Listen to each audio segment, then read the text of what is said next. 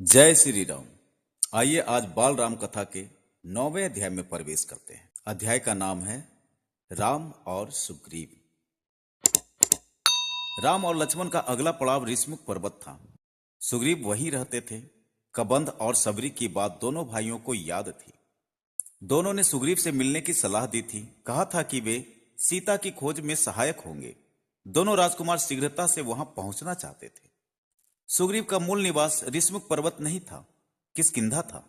ऋषमुख में वह निर्वासन में अपना समय बिता रहे थे। सुग्रीव किष्किंधा के वानर राज के छोटे पुत्र थे। बड़े भाई का नाम बाली था। पिता के न रहने पर ज्येष्ठ पुत्र बाली राजा बना। पहले दोनों भाइयों में बहुत प्रेम था।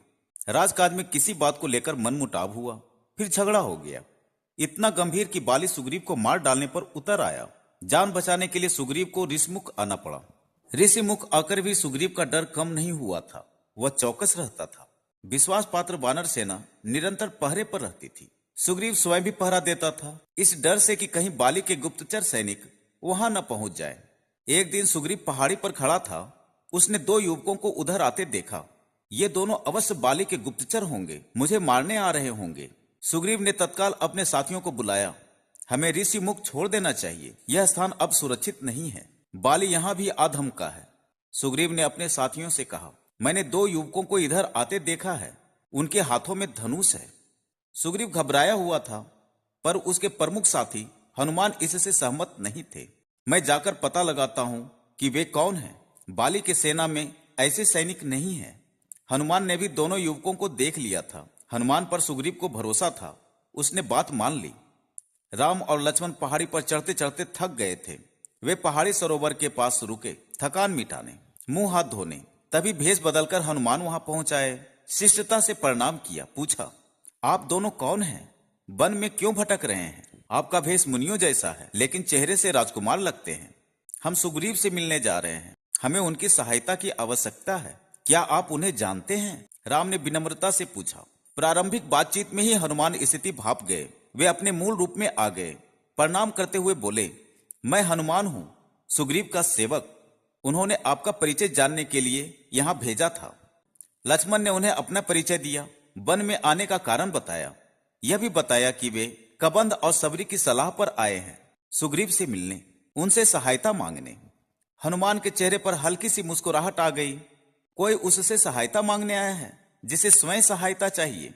हनुमान समझ गए, राम और सुग्रीव की स्थिति एक जैसी है। दोनों को एक दूसरे की सहायता चाहिए। वे मित्र हो सकते हैं। एक अयोध्या से निर्वासित है, दूसरा किष्किंधा से। एक की पत्नी को रावण उठा ले गया है, दूसरे की पत्नी उसके भाई ने छीन ली है। दोनों के पिता नहीं है। हनुमान ने राम और लक्ष्मण को कंधे पर बैठाया। कुछ ही पल में वे ऋषमुख के शिखर पर पहुंच गए। हनुमान ने दोनों को सुग्रीव से मिलाया।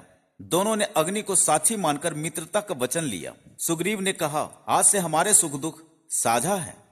राम ने सुग्रीव को सीता हरण के संबंध में बताया तो सुग्रीव अचानक उठ खड़े हुए। उन्हें कुछ याद आया। बोले, बानरों ने मुझे एक स्त्री के हरण की बात बताई थी। वह निश्चित रूप से सीता ही रही होगी। रावण का रथ इसी पर्वत के ऊपर से गया था। राम और लक्ष्मण ध्यान से उनकी बात सुन रहे थे। सुग्रीव बोलते रहे, सीता स्वयं को रावण के चंगुल से छुड़ाने का यत्न कर रही थी। वानरों को देखकर उन्होंने अपने कुछ आभूषण नीचे फेंक दिए थे। गहनों की एक पोटली राम के सामने रखते हुए उन्होंने कहा, देखिए, क्या ये गहने सीता के हैं? राम ने आभूषण तुरंत पहचान लिए। कुछ गहने लक्ष्मण ने भी पहचाने। गहने देखकर राम शोक सागर में डूब गए। उनके मुंह से निकला, धिक्कार है मुझे। हे सीते, मैं संकट में तुम्हारी रक्षा नहीं कर सका। मेरा पौरुष, बल, पराक्रम, ज्ञान तुम्हारे काम नहीं आया। सुग्रीव ने उन्हें सांत्वना दी, सीता अवश्य मिल जाएगी। मैं हर प्रकार से आपकी सहायता करूंगा मित्र। रावण का सर्वनाश निश्चित है। राम के बाद सुग्रीव ने अपनी व्यथा कथा सुनाई। बाली ने मुझे राज से निकाल दिया है, मेरी स्त्री छीन ली, मेरा वध करने की चेष्टा कर रहा है। संकट के समय हनुमान, नल और नील ने मेरा साथ दिया, मुझे कभी नहीं छोड़ा। उसने राम से सहायता मांगी। राम बोले, चिंता मत करो मित्र, तुम्हें अपना राज भी मिलेगा और स्त्री भी। राम देखने में सुकुमार थे। उन्हें देखकर उनकी शक्ति का पता नहीं चलता था। सुग्रीव को राम के आश्वासन पर भरोसा नहीं हुआ। बाली महाबलशाली है, उसे हराना इतना आसान नहीं है। वह साल के 7 वृक्षों को एक साथ झकझोर सकता है। राम ने कोई उत्तर नहीं दिया। धनुष उठाया और तीर चला दिया। साल के सातों विशाल वृक्ष एक ही बाण से कटकर गिर पड़े। इस शक्ति प्रदर्शन पर सुग्रीव ने हाथ जोड़ लिए। राम ने कहा, मित्र, अब विलंब कैसा? बाली को युद्ध के लिए ललकारो। किष्किंधा की राजगद्दी का निर्णय उसी युद्ध में हो जाएगा। सुग्रीव चिंतित हो गए। युद्ध में बाली को हराना असंभव था। राम बोले, चिंता मत करो मित्र, मैं पेड़ की ओट से युद्ध देखूंगा। जब तुम पर संकट आएगा तुम्हारी सहायता करूंगा। बाली की मृत्यु मेरे ही बाणों से होगी, वह मारा जाएगा। योजना बनाकर सब किष्किंधा पहुंच गए। सुग्रीव आगे था। राम, लक्ष्मण और हनुमान छिप गए थे। मेरे पीछे राम की शक्ति है, सोचते हुए उसने बाली को ललकारा। बाली के क्रोध की सीमा न रही, वह गरजता हुआ निकला। आज शिकार स्वयं मेरे मुंह तक आया है, मैं तुझे नहीं छोड़ूंगा। भीषण मल्लयुद्ध हुआ। दोनों एक दूसरे से गुथ गए। युद्ध में बाली भारी पड़ रहा था। लगता था सुग्रीव का अंत निश्चित है।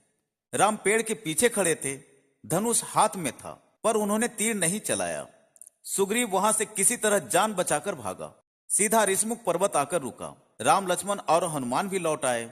सुग्रीव राम पर कुपित था। यह धोखा है, आपने मेरे साथ धोखा किया। समय पर बाण नहीं चलाया। मैं नहीं भागता तो आज वह मुझे मार डालता। राम की कठिनाई दूसरी थी, वे दुविधा में थे। उन्होंने सुग्रीव को समझाया, तुम दोनों भाइयों के चेहरे मिलते जुलते हैं, दूर से दोनों एक जैसे लगते हो। मैं बाली को पहचान नहीं पाया। बिना पहचाने बाण चलाता तो वह तुम्हें भी लग सकता था। मैं इस चूक के लिए तैयार नहीं था। मैं अपने मित्र को खोना नहीं चाहता था। लक्ष्मण ने समझा बुझाकर सुग्रीव को तैयार किया एक और युद्ध के लिए। राम ने कहा, जाओ मित्र, इस बार बाली को पहचानने में चूक नहीं होगी। इस बार उसका अंत निश्चित है। सुग्रीव डरा हुआ था, घबराहट थी, पर राम के कहने पर तैयार हो गया। किष्किंधा पहुंचकर उसने बाली को चुनौती दी, ललकारा। बाली को सुग्रीव का साहस समझ में नहीं आया। वह अंतःपुर में था, अपनी पत्नी रानी तारा के साथ। बाली जाने लगा तो तारा ने उसे समझाने का प्रयास किया, जाने से मना किया। बाली ने उसकी बात नहीं मानी, पैर पटकता बाहर आया। क्रोध से उबल रहा था। बाली ने हाथ हवा में उठाया, मुट्ठी भींची हुई थी। वह एक घूसे से सुग्रीव का काम तमाम कर देता। तभी राम का बाण उसकी छाती में लगा। वह लड़खड़ाकर गिर पड़ा। बाली के गिरने पर राम, लक्ष्मण और हनुमान पेड़ों की ओट से बाहर निकल आए। आनन फानन में राज्याभिषेक की तैयारियां की गई। सुग्रीव को राजगद्दी मिली। राम की सलाह पर बाली के पुत्र अंगद को युवराज का पद दिया गया। राम ने सुग्रीव के लिए संबोधन बदल दिया। राजगद्दी पर बैठने के बाद उन्हें मित्र नहीं कहा, वानर राज कहकर संबोधित किया। सुग्रीव का मन था कि राम कुछ समय वहीं रहे, उनके साथ। राम ने मना कर दिया, कहा, यह पिता की आज्ञा के विरुद्ध होगा। उन्होंने मुझे वनवास दिया है, मैं वन में ही रहूंगा। राम किष्किंधा से लौट आए। वर्षा ऋतु के कारण आगे जाना कठिन था। लंकारोहण कुछ समय के लिए स्थगित कर दिया गया। इस अवधि में वे प्रश्रवण पहाड़ पर रहे। वर्षा ऋतु बीत गई। राम प्रतीक्षा कर रहे थे सुग्रीव की वानर सेना की, सीता की खोज के लिए। सुग्रीव ने राज तिलक के दिन राम को इसका आश्वासन दिया था, लेकिन वह अपना वचन भूल गए, राग रंग में उलझ गए। राम चिंतित थे, दुखी भी। हनुमान को सुग्रीव का वचन याद था। राज तिलक के दिन वे वहीं थे। उन्होंने सुग्रीव को याद दिलाया। सुग्रीव ने वानर सेना एकत्र करने का आदेश दिया। यह काम सेनापति नल को सौंपा गया। 15 दिन और बीत गए, लेकिन सेना राम के पास नहीं पहुंची।